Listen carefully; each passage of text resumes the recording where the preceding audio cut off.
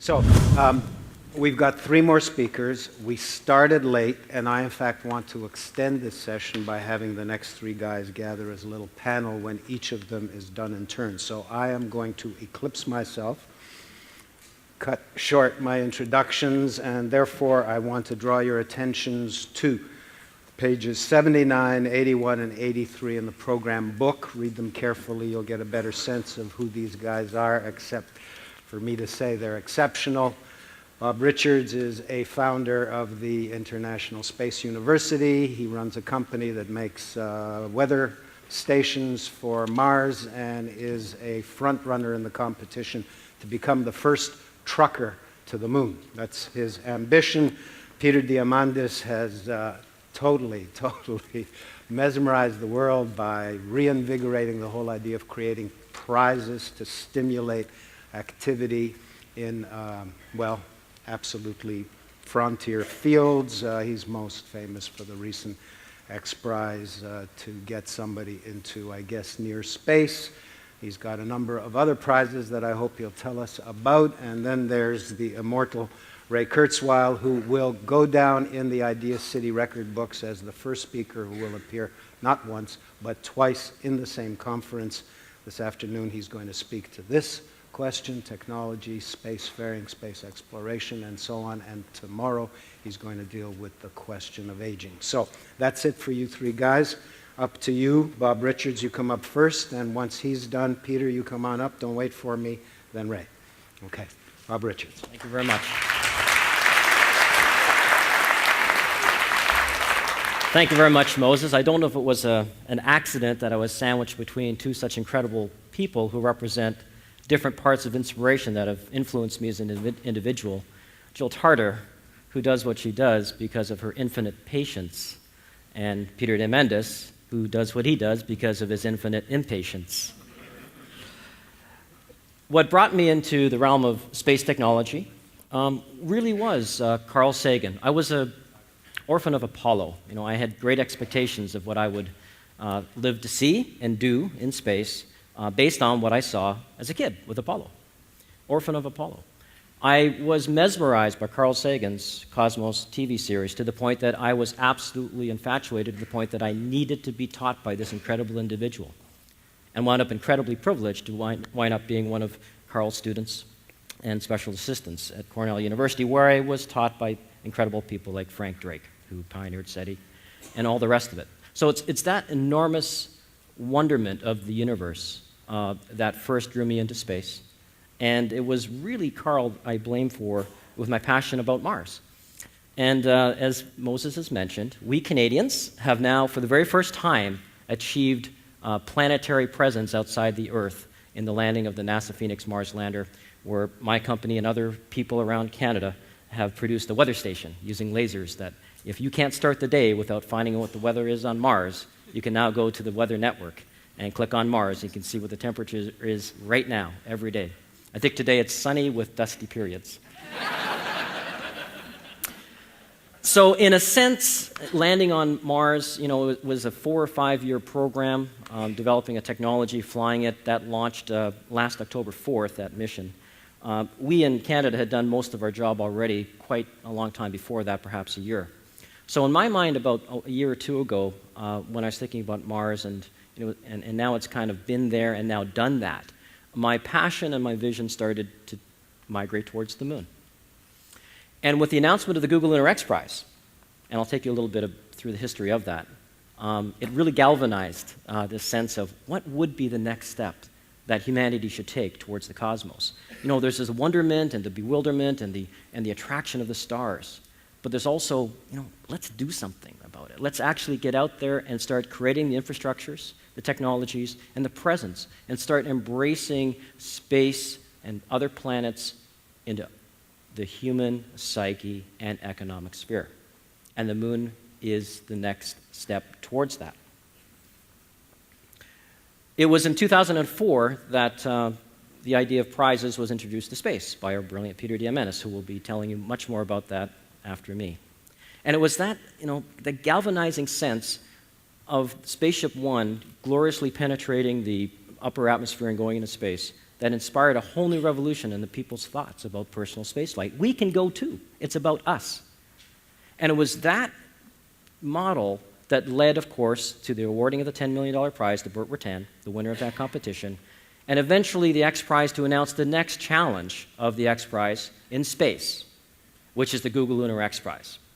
Now, having been thinking about the moon and how that is such an important artifact of trying to reach and try to embrace that in the economic sphere, I've been working on some business plan concepts to formulate a company to do just that, provide commercial private access, lower the cost of access to the moon, and hopefully help along that way of providing humanity a next step towards the stars. The company that's going to help us build all the hardware is none other than Canada's McDonnell Detweiler, MDA Space Missions, that builds all the fabulous robotics on the space station, the arm in the Canada Space Shuttle, and has helped, of course, build the Mars weather station that's successfully now been operating for many, many days.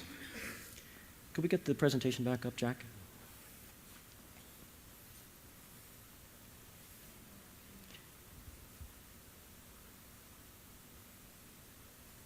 Thank you very much. So here we are. Google Lunar X Prize is announced. It was all about Moon 2.0. The first time that we went to the moon was Moon 1.0. It was about lots and lots of people all over the planet watching a few people go and participate. Moon 2.0 is about something different. It's about using the technologies that we have today to allow everybody to participate. A participatory experience, to bring the experience of space exploration to everyone and allow them to participate. Odyssey Moon being announced in December was the first official team competing for the prize. We, of course, very soon had more competitors enter the race, which are very formidable, but we hope that we'll be able to persevere. Why explore space? Why is it so important that we even go to space? Well, you know, there's a basic human instinct for knowledge and exploration. You know, the sense of adventure of going to space is very important, and it continues over 150,000 years of exploration. We're perpetuating exploration and settlement of new territories. Expanding Earth's economic sphere, a very important aspect. And we're also, as we need to do, creating a multi-planet species so we will forevermore not be a single point of failure. There's a new paradigm of space we're trying to explore. We want to use space to prosper. We want to bring and use the materials and the energy available in space back to planet Earth and the people so we can explore and we can also increase the standard of living of everybody on this world and others. We want to secure the planet by increasing the use of the assets of space to protect the planet and ourselves. But why the moon? I mean, you look up, we live with the moon, we look up at the moon, we use it on romantic evenings. But what, in fact, is there? Well, about 5% of a world that has the landmass of Africa remains completely unexplored. We don't know what most of the place is yet, but what we do know is that there are a lot of materials there that we can use for building resources, for building infrastructures, for helping us utilize and live off the land as we go to a new frontier, but also to provide a new platform to learn about the Earth and ourselves. It's like an eighth continent floating just offshore. It's largely unexplored. It would be like the Europeans came to North America, looked around on the shore, and then went back and said, oh, well. You know, we went to the moon 6 times with human beings between 1969 and 1972. It was a race that was inspired by politics and superpower supremacy.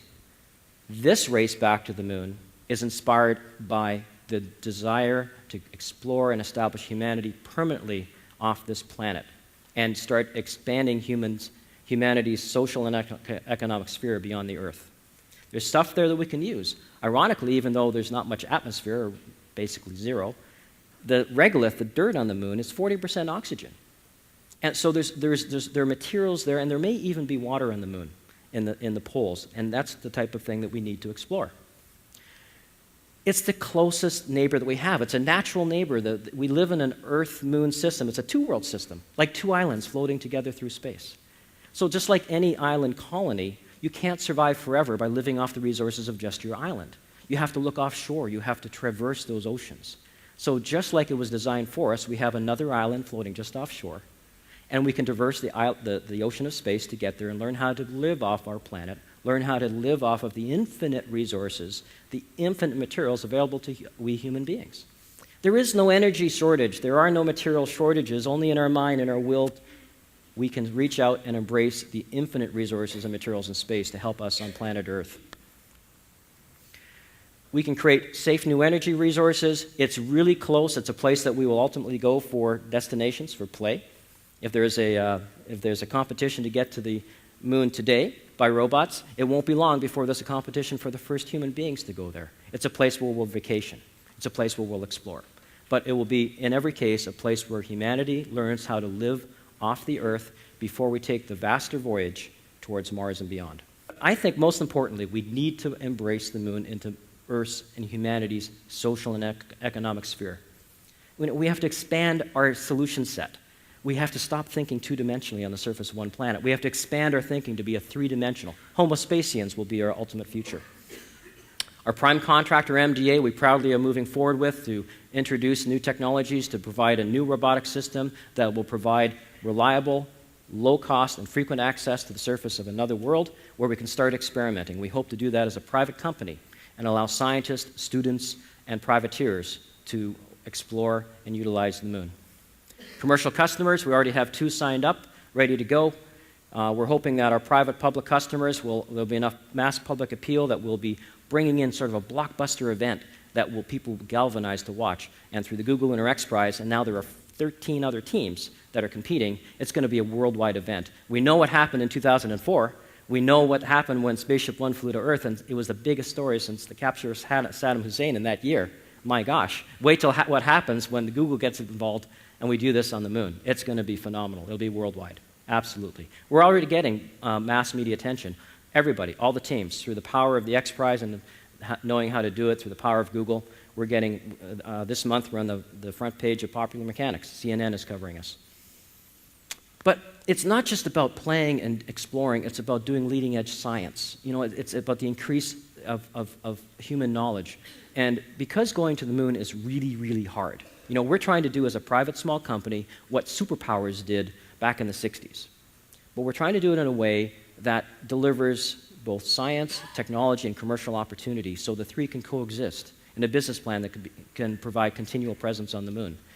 We want to go first to a place that's on the near side of the moon, near areas that we think might have really important resources, and try and prospect there.